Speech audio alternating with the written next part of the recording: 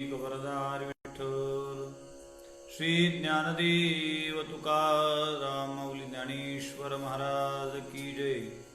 जगद्गुरु तुकाराम महाराज की जय। समर्थ सद्गुरु श्री गजानन महाराज की जय। भास्कर महाराज की जय। गौरीशंकर महाराज की जय। वासुदेव जी महाराज की जय। बजरंग बली की जय। ओम सजयति सिंदुर्वदनो देवो यत्पादपङ्कजस्मरन् वासरमणिरेव तमसां राशिनाश्रयति विघ्नानां वसुदेवसुतं देवं कंसचाणूरमर्दनं देवकी परमानन्दं कृष्णं वन्दे जगद्गुरुं। ज्ञानेशो भगवान् विष्णुर्निवृत्तिर्भगवान् हरः सोपानो भगवान् ब्रह्मा मुक्ताख्या ब्रह्मचित्कला सच्चिदानन्दरूपाय विश्वोत्पत्त्यादिहेतवे तापत्रय विनाशाय श्रीकृष्णाय वयं नमः। यं प्रव्रजन्तमनुपेतमपेतकृत्यं द्वैपायनो विरहकातराजुहाव पुत्रेति तन्मयतया तरोभिनिदुस्तं सर्वभूतहृदयं मुनिमानतोऽस्मि। गजाननं ज्ञानमूर्तिं साक्षात् प्रेमस्वरूपिणं गौरीशङ्करं दयामूर्तिं भास्करं वन्दे पुनः पुनः। वासनात् वासुदेवस्य वासितं भुवनत्रयं सर्वभूतनिवासोऽसि वासुदेवो नमोऽस्तु ते। पुण्डलीकवरदारि विठ्ठल श्री ज्ञानदेव तुकाराम माऊली ज्ञानेश्वर महाराज की जय। जगद्गुरु तुकाराम महाराज की जय। समर्थ सद्गुरु श्री गजानन महाराज की जय। सद्गुरु श्री गोपाल कृष्ण भगवान कौंडण्यपूर निवासी जगज्जननी जगन्माता विदर्भ कन्या ऐसा रुक्मिंदेवी ज्ञानियांच्या राजयोगांची माऊली यशस्नार ज्ञानोबराय जगद्गुरु तो गुब्बाराय। त्याचप्रमाणे थडचे बालयोगेश शेगाव निवासी योगी सम्राट संत सम्राट विधी सम्राट गजानन महाराज त्यांच्या अंतरंग प्राणप्रिय भट्टशिष्य श्री संत भास्कर महाराज गुरुशंकर महाराज तथा वारकरी कीर्तिभूषण वारकरी रत्न संत श्री वासुदेवजी महाराज आदी करून साधू संतांना नमस्कार करून फेसबुक लाईव्हच्या माध्यमातून मला श्रवण करणारा जो काही श्रोतृ समूह आहे या श्रोतृ समूहाला सुद्धा नमस्कार करून आज श्रीमद भागवताच्या प्रथम स्कंदाचं चिंतन करण्याच्या दृष्टिकोनातून जे एक सत्र आपण आयोजित केलेलं आहे त्या सत्रामध्ये गेल्या 2-3 दिवसापासून एका महत्त्वपूर्ण विषयावर आपण चर्चा करत होतो, ती म्हणजे वक्त्या श्रोत्याच्या जोडीच्या संदर्भात किंबहुना त्यांच्या अधिकाराच्या संदर्भात। त्यात सूत आणि शौनक ही कनिष्ठ, भगवान वेदव्यास आणि नारद ही मध्यम आणि भगवान शुकदेव आणि राजा ही उत्तम जोडी आहे अशा पद्धतीचं आपण वर्गीकरण केलं। त्याच्या निकषाच्या संदर्भात आपण चर्चा करत होतो।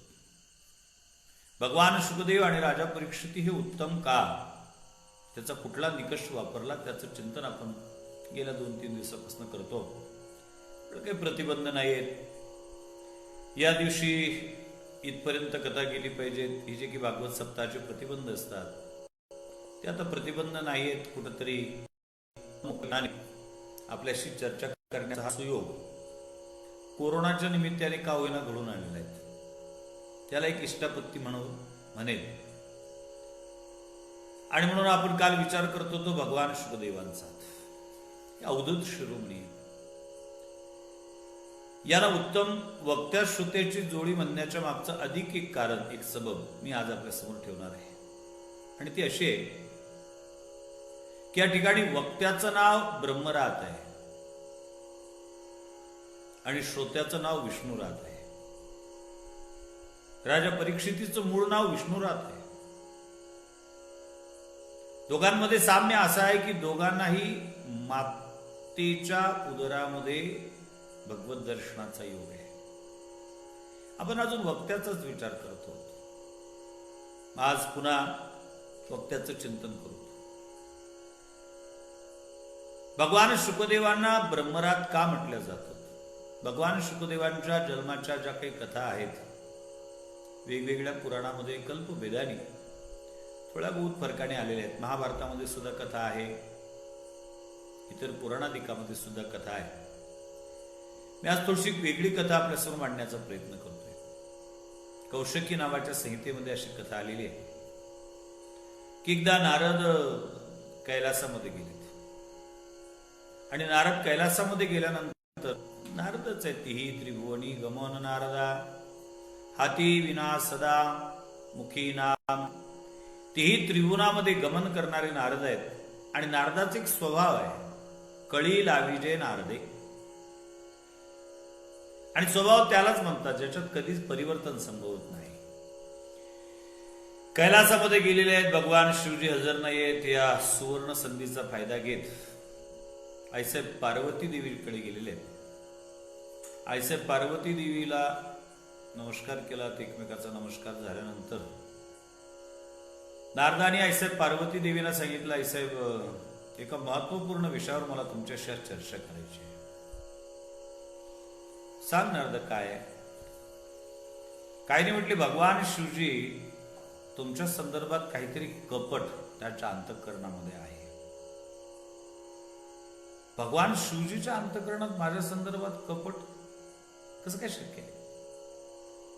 त्यावेळेला नारद म्हणतात, आईसाहेब तुम्ही फार भोळ्या, तुम्हाला ते लक्षात शक्य नाही. ही नारद या शब्दाची व्याख्या आहे. कोण नारद? नरनारायणांकडून मिळवलेले जे तत्व आहे ते जगताला दान करतो तो नारद. तिच्या पतीमध्ये, तिच्या पतीच्या अंतःकरणामध्ये तिच्या संदर्भाने काहीतरी किंतु परंतु आहेत, कपट आहे, अशा पद्धतीचं बोलले. आईसाहेब पार्वतीच्या मुखावर एक सात्विक संताप त्या ठिकाणी दिसून आला. नारदा, अहो तुमचं कामच कळी लावण्याचं आहे.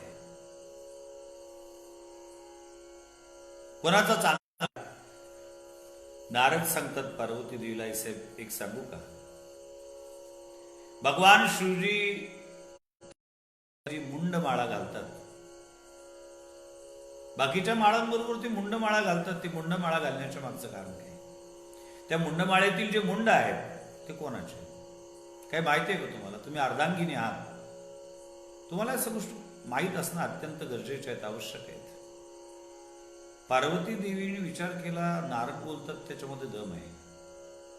नारदा नाही माहिती मला. मुंडमाळा का घालतात? कोणाचे ते मुंड आहेत? नारदाने सांगितलं, आईसाहेब पार्वती देवी ते मुंड तुमचे आहेत. म्हणजे तुम्ही ज्या ज्या वेळेला देहत्याग करता त्या त्या वेळेला भगवान शिवजी ते तुमचं जे शीर आहे ते शीर स्वतःच्या गळ्यामध्ये ओवून घेतात. अशी पार्वती देवी असल्यात. म्हणजे नारदा याच्यात काय कपट आहे? अरे त्यांचं माझ्यावर प्रेम आहे आणि प्रेम आहे म्हणून कृती करतात ते, त्यात काय कपट? नारद असलेत. नारद म्हटले, आईसाहेब तुम्हाला खरं सांगू का, बरेच वेळा असं दिसून येतं की काही पारमार्थिक क्षेत्रातले भक्त आम्ही या गुरुचे शिष्य आहोत हे दाखवण्याकरता, आमचं गुरुवर किती प्रेम आहे हे दाखव. अलीकडच्या काळामध्ये त्या गुरुचे पेन, त्याच्यावर असलेलं ते गुरुचं चित्र हे लावून फिरत असतात आणि शिष्यांपेक्षा किती गुरुनिष्ठ आहोत म्हणजे विषय म्हणत होतो मी. हृदयामध्ये संसाराचं चिंतन असावं आणि केवळ वर बिल्ला गुरुचा असावं, खिशाला लावलेला. केवळ पेन गुरुच्या नावाचा असावा, गुरुचा फोटो त्याच्यावर असावा. कुठला नाही. संसार आणि भक्ती बायातकार काय उपयोगाचं ते?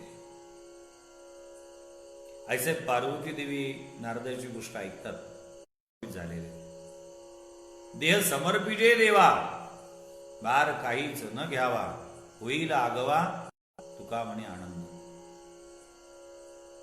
ज्याने सर्व समर्पित केलेले आहेत. सर्व म्हणजे तया अहम वाचा चित्तांग देवोनिया शरणरिघ. भगवान शिवजींचं माझ्यावर प्रेम आहे आणि भगवान शिवजींचं माझ्यावर प्रेम असल्यामुळेच भगवान शिवजी माझ्या मस्तकाची जी माळा आहे, मुंडमाळा आहे, ते गळ्यामध्ये परिधान करतात. नारद असतात आणि नारद सांगतात, आईसाहेब पार्वती देवी, तुम्ही खरंच भोळे आहात.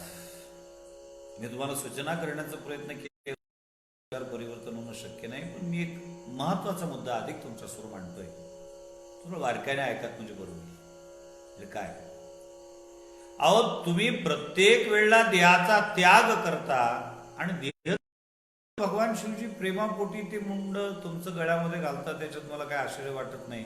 पण तुम्ही त्याची दुसरी बाजू कशी अभ्यासत नाही कोणास? कुठली दुसरी बाजू आहे नारदा? आयसाहेब, त्याची दुसरी बाजू ही आहे की तुमचा देह पडतो, तुम्हाला देह त्याग करावा लागतो. नारद बोलतात त्याच्यामध्ये तथ्य आहे, नारद बोलतात त्याच्यामध्ये ताकद आहे. नारदाचं काम एवढंच आहे, कळी लावायचे. नारद कळी लावायचं, निघून जायचं. नारद निघून गेले. नारद निघून गेल्यानंतर भगवान शिवजी आले. ताईसाहेबांनी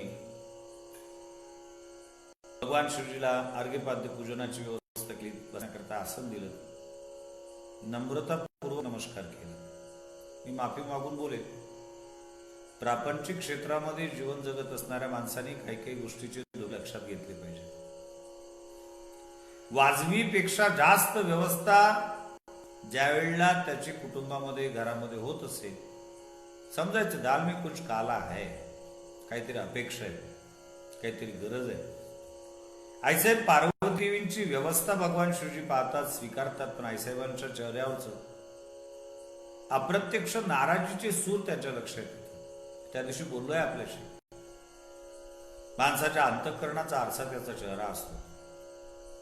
त्याच्या अंतःकरणामध्ये कुठले भाव चाललेले आहेत, कुठल्या विषयाचं काऊर माजलेलं आहे, तर शब्दात विचारण्याची गरज भासत नाही, त्याच्या चेहऱ्यावर ते स्पष्टपणे दिसत असते. फक्त ते ओळखण्याची कला असावी लागते. अत्यंत महत्वाची गोष्ट आहे. भगवान शिवजीला लक्षात आलं काहीतरी किंतु परंतु आहे. आईसाहेब पार्वती देवीला विचारतात, काय झालं आज तुम्ही थोडा नाराज दिसतात, नाराजीचं कारण काय? आईसाहेबांनी सांगितलं, नाही नाही, काय नाराज नाही. आता केले. भगवान शिवजी थोडं उपरोधिक बोलतात. ते नारद तुमचे गुरु आहेत, काय डोस दिलेत गुरुनी तुम्हाला आज तत्वज्ञानाचे? आईसाहेब पार्वती देवीनी हे ऐकल्यानंतर आईसाहेब पार्वती देवीला थोडा सात्विक संताप त्याच्या चेहऱ्यावर दिसून येतो आणि आईसाहेबांनी भगवान शिवजीला बोलण्याकरता सुरुवात केली. त्यांचं नाव बदनाम झालेलं आहे. नारद फार भोळे आहेत, त्यांच्या मनामध्ये काही किंतु परंतु काही कोणाच्या संसाराचं वाटोळ भाव असं त्यांना कधी वाटत नाही. जगत कल्याणाकरता ते कार्य करतात, कारण नसताना त्यांचं नाव बदनाम झालं. असू द्या म्हटले, काय बोललेत नारद, काय डोस दिलेत तुम्हाला, काय सांगितलं, काय नवीन, काय नवल, काही विशेष? त्यावेळेला आईसाहेब पार्वती देवीने सांगितलं, नारदाने मला सांगितलं, भगवान शिवजींनी तुमच्यापासून एक गोष्ट लपवून ठेवलेली आहे. कुठली? तुमच्या अमरत्वाचं जे गमक आहे, त्या अमरत्वाचं ते गमक, अमर कथा तुम्ही माझ्यापासून लपवून ठेवलेली, मला आतापर्यंत सांगितलेली नाही. भगवान शिवजीच्या लक्षात आलं. भगवान शिवजीने सांगितलं, अगं तुझं म्हणणं बरोबर आहे, सांगितली नाही, सत्य आहे, पण पार्वती तू विचारली का कोण्या दिवशी? कारण तत्वज्ञानी व्यक्तीला त्याच्याकडे असलेलं तत्वज्ञान सांगण्याच्या दृष्टिकोनातून, एक शास्त्रीय दृष्टिकोनातून अडचण आहे. ना पृष्ठ कश्चित ब्रूयात, विचारल्याशिवाय सांगू नये. विचारलं पाहिजे. तू विचारलं का कोण्या दिवशी? मग विचारलंच नाही तर मग कसं काय सांगायचं? आईसाहेबांची चूक लक्षात आली. आईसाहेबांनी सांगितलं, आता विचारलं ना, मग सांगा. भगवान शिवजी सांगतात, पार्वती सांगा म्हणते ही ठीक आहे, पण ते इथं नाही सांगता येणार. त्याच्याकरता एकांताची नितांत गरज आहे.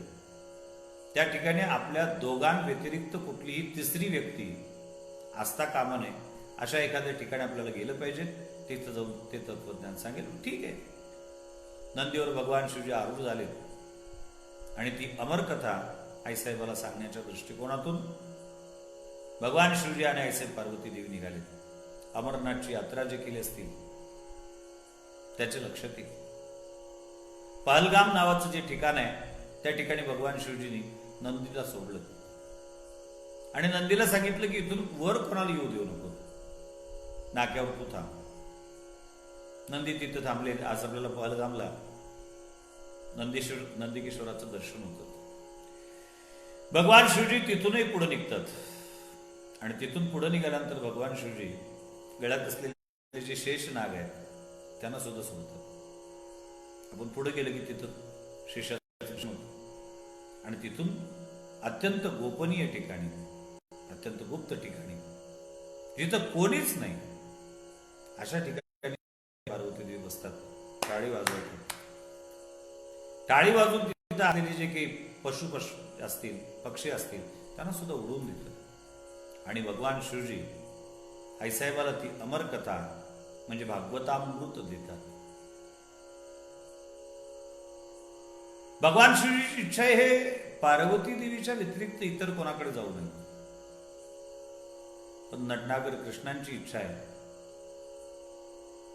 लीला पुरुषोत्तमाची इच्छा आहे की ते जगजाहीर व्हावं, जगत कल्याणाकरता त्याचं सार्वजनिकरण व्हावं. आणि म्हणून भगवान श्रीकृष्ण पोपटाच्या रूपात शुकाचार्यांना तिथं पहिल्यांदाच पोहोचवतात. अशी एक कथा आहे.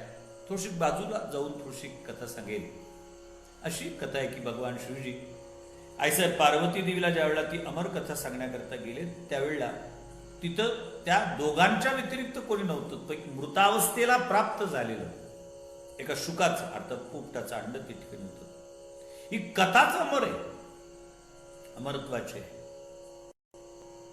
ते अमृत आहे. कथाची व्याख्या आहे यशपी तस्य वैर्जंतु मृत्युग्रस्तो मरो भवेत. ज्याचं प्राशन केलं असताना प्राशन करणारा अमर होतो, अशी ती कथा. त्या मृतावस्थेला प्राप्त झालेलं जे अंड होतं या कथेच्या शब्दाच्या माध्यमातून त्याच्यात सजीवत्व आलं, ते जिवंत झालं, त्यातून बाहेर पडलं. आईसाहेब पार्वती देवी कथा श्रवण करतायत. प्रथम स्कंदापासून आरंभ झाला आणि प्रथम स्कंदापासून आरंभ झाल्यानंतर दशम स्कंदापर्यंतची कथा. दशम स्कंदाची कथा संपली आणि आईसाहेबाची स्थिती लुब्धलिनादी लागली समाधी नारी लोकारे, समाधी अवस्था प्राप्त झाली. भगवान शिवजींचा ओघ चाललेलाच आहे. आईसाहेब समाधीस्थ आहेत. आईसाहेब समाधीस्थ असताना 12 स्कंदापर्यंतची कथा, अंतापर्यंतची कथा भगवान शिवजींनी सांगून पूर्ण केली आणि पूर्ण केल्यानंतर श्रोत्याकडे लक्ष टाकलं. आईसाहेब पार्वती देवी झोपलेले समाधीस्थ आहेत. ओंकार कोणाचा येत होता? आईसाहेबाला उठवलं. आईसाहेबांनी सांगितलं देवा मी दशमस्कंदापर्यंतची कथा अगदी निष्ठापूर्वक ऐकली आणि दशमस्कंदाच्या पुढचं मला आठवत नाही. एकादश आणि द्वादश झाला, 2 स्कंद झाले. एकादशाचे 31 अध्याय, द्वादशाचे 13 अध्याय. ही सगळी कथा श्रवण केलीत कोणी? ओंकार बनणारा कोण होतात? आपल्या दोघांच्या व्यतिरिक्त तिसरा कोण होता? त्याचा शोध भगवान शिवजी घेतात. तळ ते पोपटाचं पिलू दिसलं. भगवान शिवजीला थोडा राग आला. राग येण्याचं एकच कारण आहे, हे जे तत्वज्ञान आहे हे तत्वज्ञान श्रवण करत असताना श्रवण करणाऱ्याला एक प्रकारची दीक्षा महत्वाची असते. तो दीक्षित नाही, अनुग्रहित नाही, दीक्षा घेतलेली नाही. तुमच्या भाषेत सांगायचं झालं तर रजिस्ट्रेशन झालेलं नाही. याने श्रवण केली कोण आहे आणि म्हणून त्रिशूळ काढला. त्या पोपटाच्या पिलाच्या ते लक्षात आलं आणि ते भरदिशी तिथून उडालं. भगवान वेद व्यासांची पतिव्रता पत्नी माता सुजळा, ते पोपटाचं पिलू सुजळा मातेच्या उदरामध्ये प्रविष्ट झालं. आणि सुजळा मातेच्या उदरामध्ये ते पोपटाचं पिलू प्रविष्ट झाल्यानंतर 1 नव्हे 2 महिने नव्हे 9 महिने नव्हे 12 महिने नव्हे तब्बल 12 वर्षपर्यंत त्या उदरामध्ये राहिलं. वारकरी संतांनी फार सुंदर वर्णन केलं. बामनाचे पोर एक खेळाशी भ्याले, ते 12 वर्ष लपाले रे. कापत कापत बाहेर आले, ते नागवेट पळून गेले रे. ऐक खेळिया तुझ सांगितले, ऐशी जाणून खेळ खेळी रे. ऐक खेळिया तुझ सांगितले, ऐशी जाणून खेळ खेळी रे. नामदेव महाराजचा खेळी आहे आणि फार सुंदर आहे. बामनाचे पोर एक खेळाशी भ्याले. कोण? भगवान वेदव्यास. एकाचही नाव नामदेव महाराजांनी सरळ घेतलेलं नाही त्याच्यात.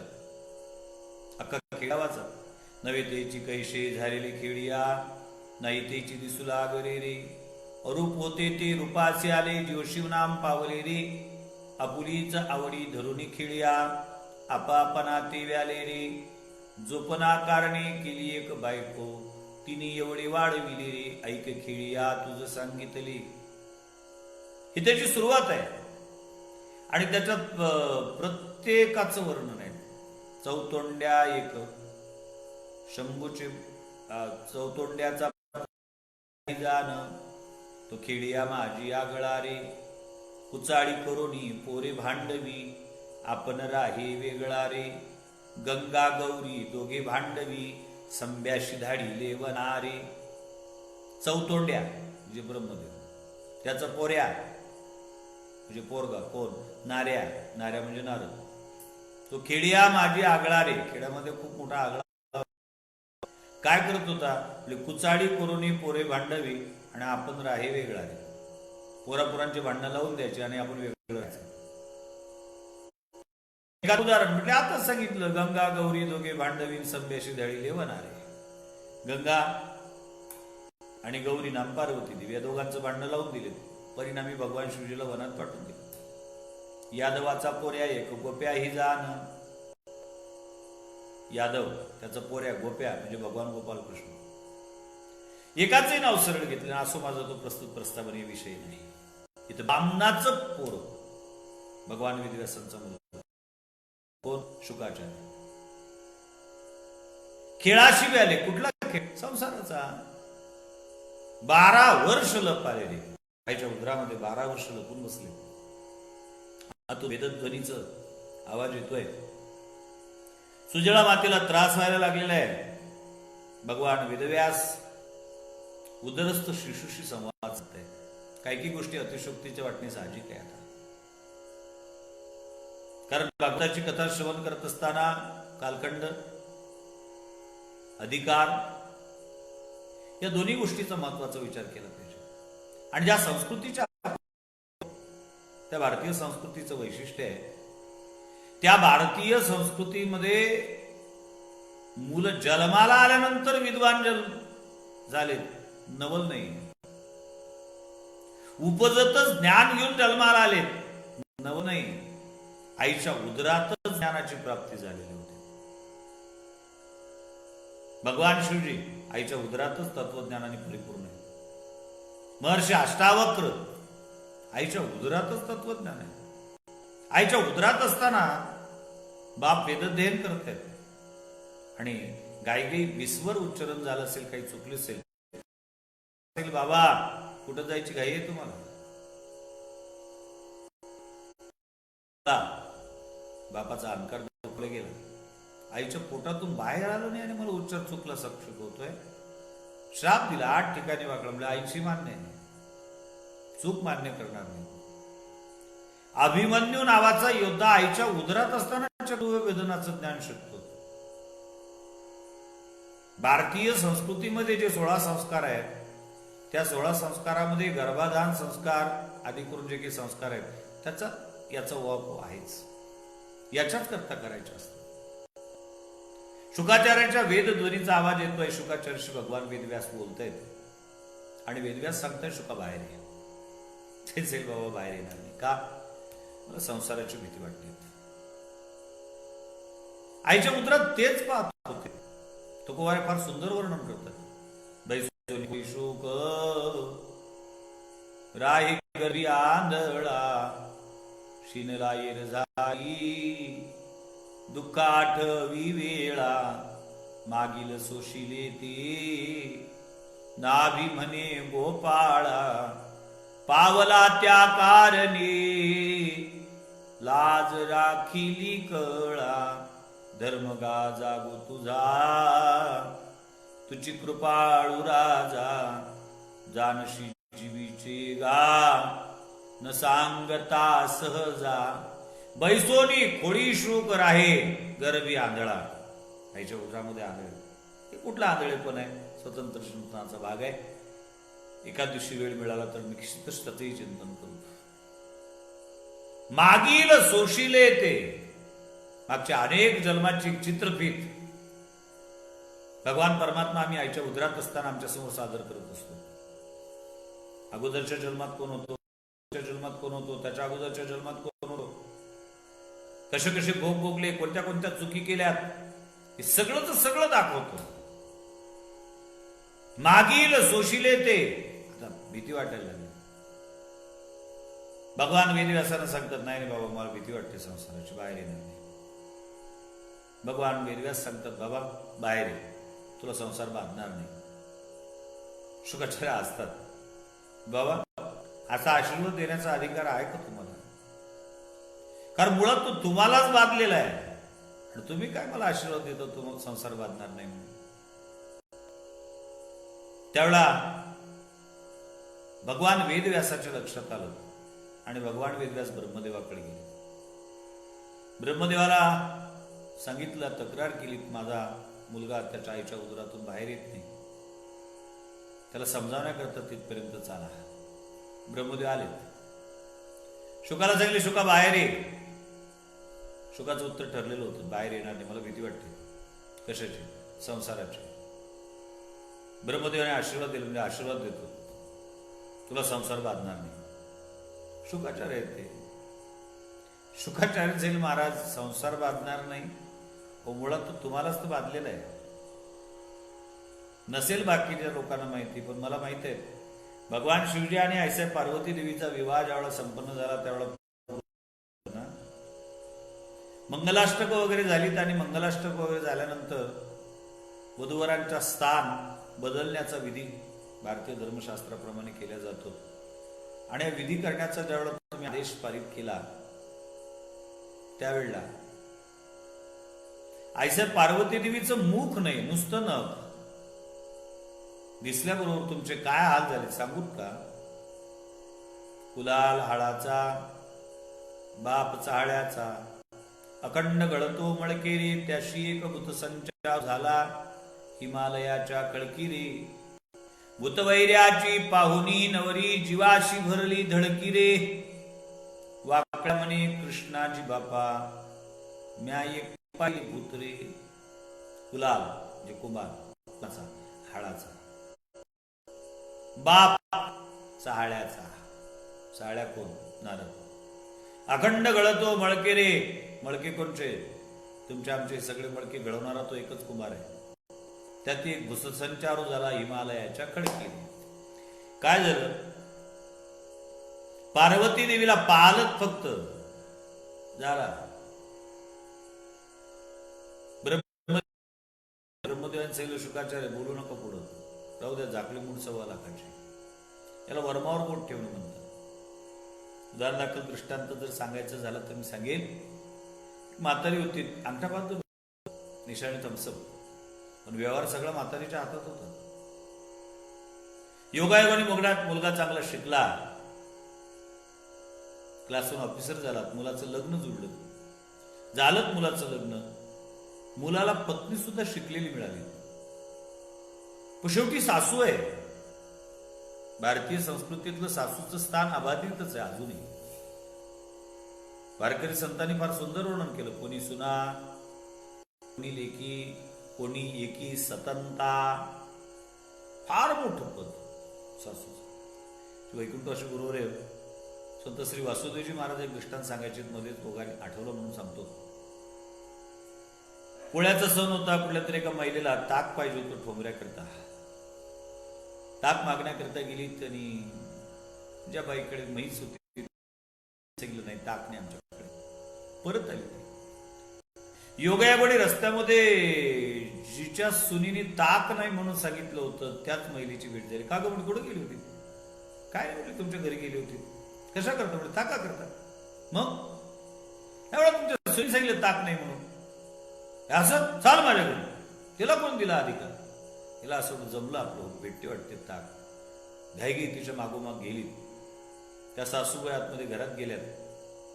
ती दरवाजातच होती. म्हणजे का कशी आली? काय नाही म्हटलं, मला ताक पाहिजे. जा म्हटले, ताक नाही माझ्या घरी. थोडं तिने सांगितलं, सुनीने सांगितलं होतं 15 मिनिटं अगोदर. तिला कोणी अधिकार दिला हे सांगण्याचा? ताक नाही हे सांगण्याचा अधिकार सुद्धा माझा आहे. याला सासू म्हणा. तशी आता शिकलेली आहे सून. सासू बाजारात जाते आणि सासू बाजारात जात असताना आतापर्यंत पिशवी सासूच्या हाती असायची, पैसेही सासूच्या जवळ असायचे. आता मात्र पिशवी सुनेच्या हातात दिलेली, पैसे स्वतःजवळ गेले ठेवले. दुकानात त्या ठिकाणी भाजीपाला घेण्याकरता तरकारी टमाटे काय भाव, बटाटे काय भाव, वांगे काय भाव, भाव सांगत होता. तर म्हातारे आदेश देतो 2 किलो टमाटे, 4 किलो वांगे, 5 किलो आलू. तिला जसं जसं सांगितलं तसं तसं तो मोजत होता. हिच्या हाती पिशवी होती, ते व्हॉट्सअपवर असेल कदाचित. त्याने घ्या म्हटलं की पिशवी पुढं करायची. टमाटे खाली टाकले, वरून वांगे टाकलेत, आलू टाकलेत, कांदे टाकलेत. म्हातारी विचारलं काय किती रुपये झालेत? आता म्हातारी अंगठा बांधत, तो तरी पुढे शिकलेला होता. त्याने कागद घेतला, टला कानाटा, टमाटे, त्याचा भाव गुन्हेला 2 किलो म्हणजे 2चा आकडा टाकला. सगळं गणित करेपर्यंत ही शिकलेली होती. तिने तोंडीच गणित करून दिलं. 67.5 रुपये झाले.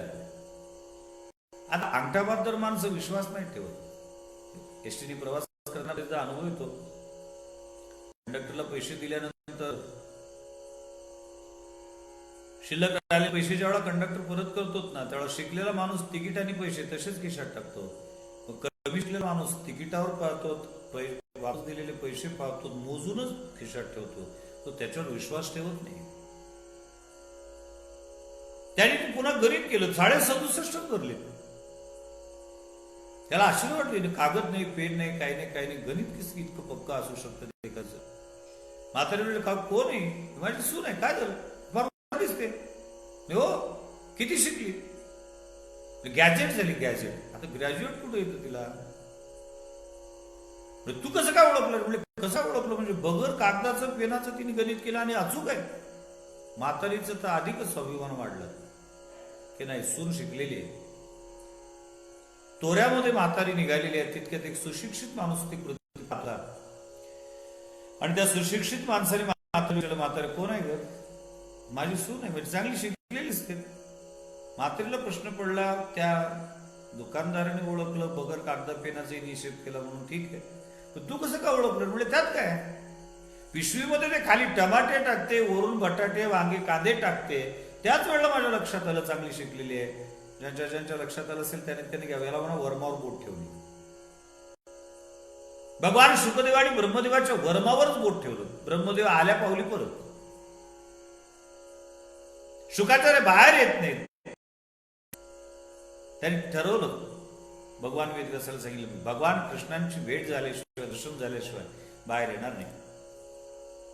भगवान कृष्णांकडे कडे गेले. अर्थात ती गोलोकधामाची देवता भगवान श्रीकृष्ण, अनादि तत्व.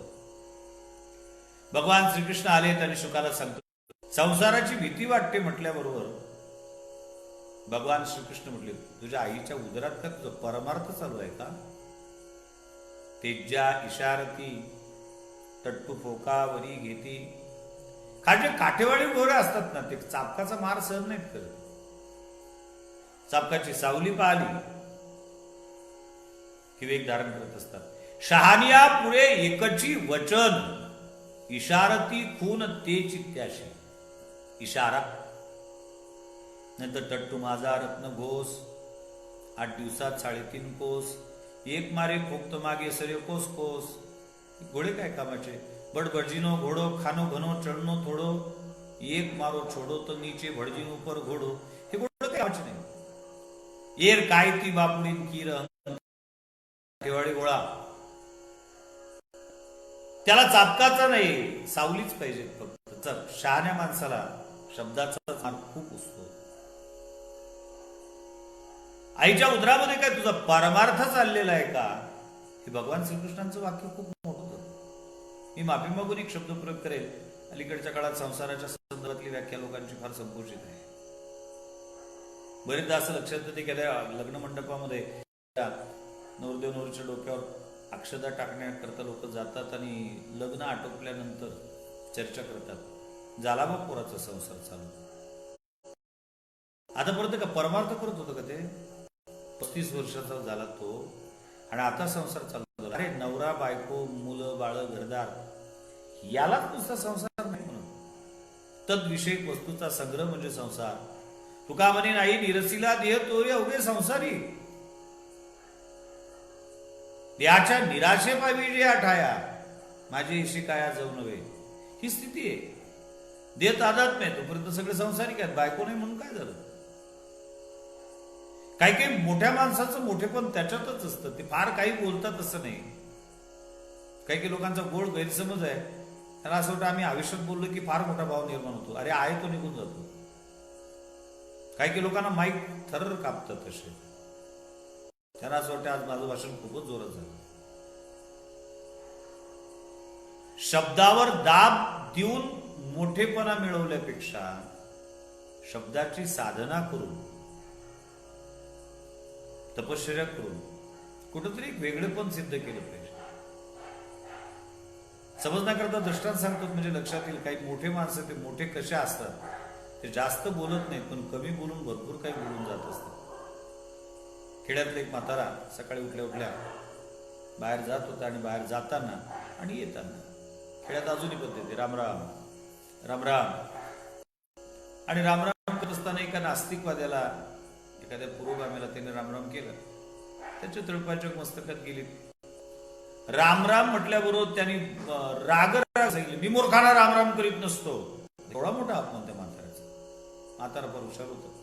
त्याने हातातला गळवा खाली ठेवला, पुन्हा हात जोडले, म्हटले माफ करा दात साहेब, तुम्ही जरी करत नसले तरी मी करत असतो. माझा दृष्टांत लक्षात आला असेल असं गृहीत धरतो आणि पुढे चालतो. शिवी न देता एवढी मोठी देऊन गेला. तसं भगवान श्रीकृष्ण बोलल्याबरोबर शुकाचार्याच्या लक्षात आलं आणि तात्काळ बाहेर आले. बाहेर येऊन लांबूनच माता पित्याला नमस्कार केला आणि निघाले. आपण नमनाथ श्लोकच म्हणतो, यम प्रव्रजंत मनुपेतमपे कृत्यम द्वैपायनो विरह कातर आजुहाव पुत्रेति तन्मयतया तरोभे निदूस तम सर्वभूत हृदयम मुनिमानतोस्मी. यम प्रव्रजंत, व्रजंत नाही प्रव्रजंत. कुठला संस्कार गरजच नाही संस्काराची. दाढीचे केस वाढत असतील तर दाढी करावी. अंगावरून घाम निघत असेल तर साबण लावावं. दुर्गंध येत असेल तर अत्तर लावावं. अर्थात या विकारांकरता हे संस्कार असतात.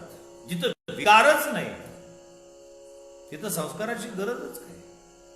भारतीय संस्कृतीमध्ये जो संस्कार शब्द येतो तो दोन प्रकारचे संस्कार असतात. एक दोषापयन आणि दुसरा तो गुणाधान. दोषापयन म्हणजे अगोदर दोष घालवायचे असतात. माझ्या अंगावर टाकलेला दुपट्टा आहे.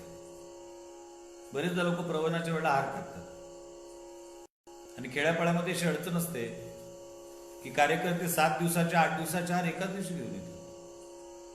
त्याच्यावर नुसतं पाणी शिंपडायचं असते आणि त्यात पोत्यामध्ये ते गुंडाळायचे असतात. ते हिरवे दिसतात पण ते सडतात. फुलं चांगले दिसतात, तसे कोमेजलेले दिसत नाहीत पण ते सडतात.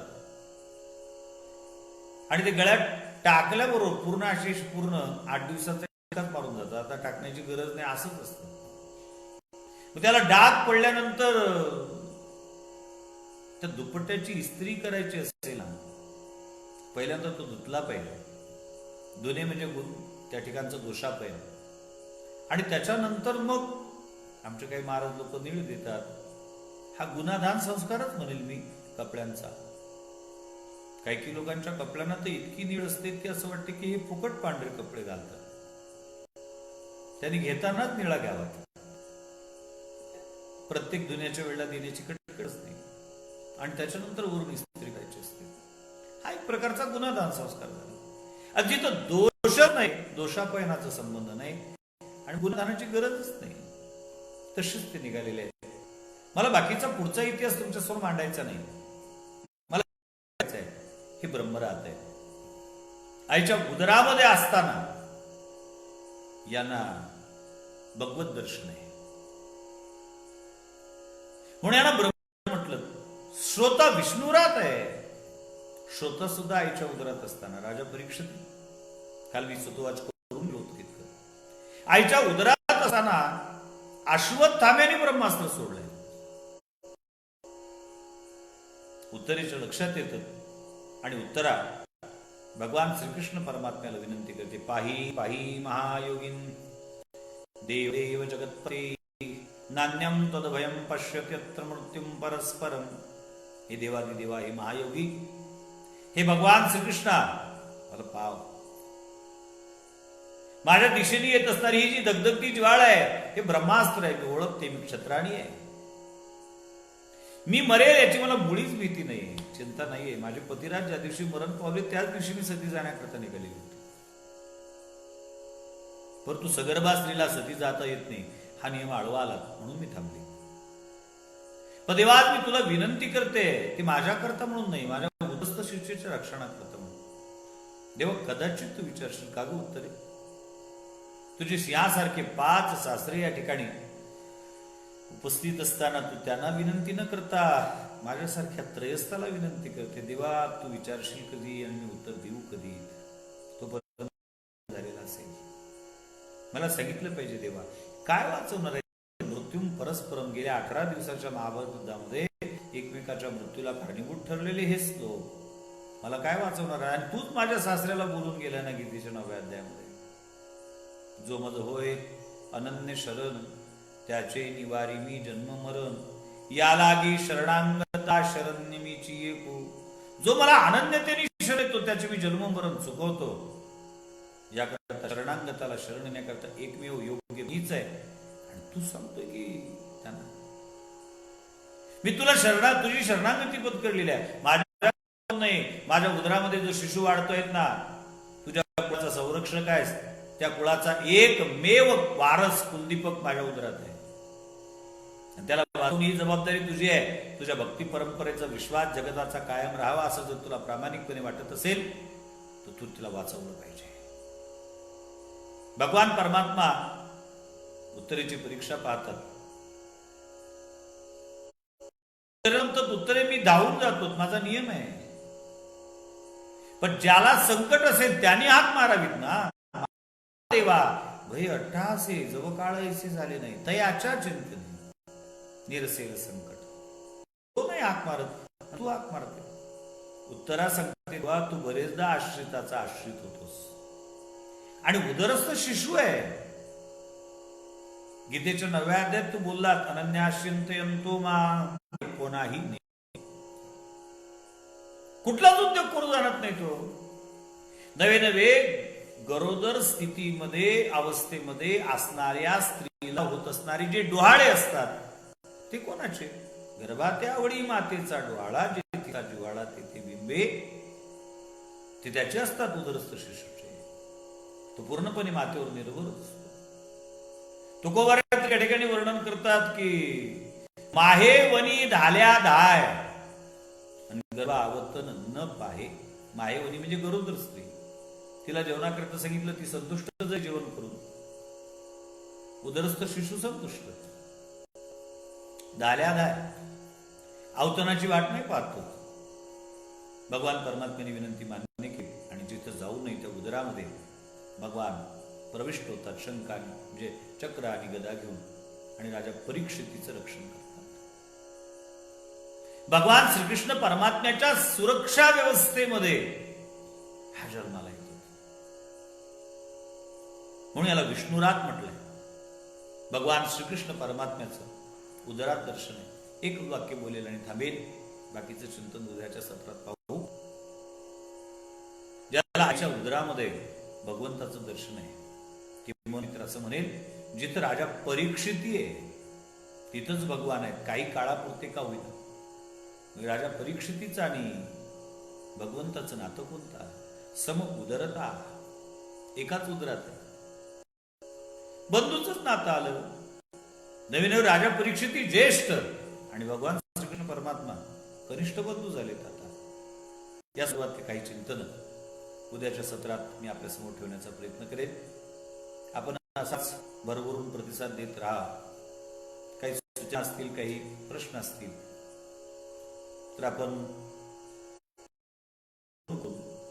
माझ्याशी संपर्क करून विचारण्यास हरकत नाही. कारण मला फेसबुकवर लिहिणे म्हणा किंवा या कटकटी अजून पाहिजे तेवढ्या प्रमाणात जमत नाहीत किंवा तो माझा विषयही नाही.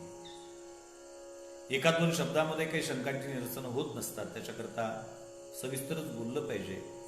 आणि म्हणून मी आज पूर्णपणे मोकळाच आहे. म्हणून कोणी फोन करून त्यांचे प्रश्न विचारू शकता, शंका निरसन करू शकता. सूचना असतील, काही परिवर्तन असतील तेही सांगू शकता.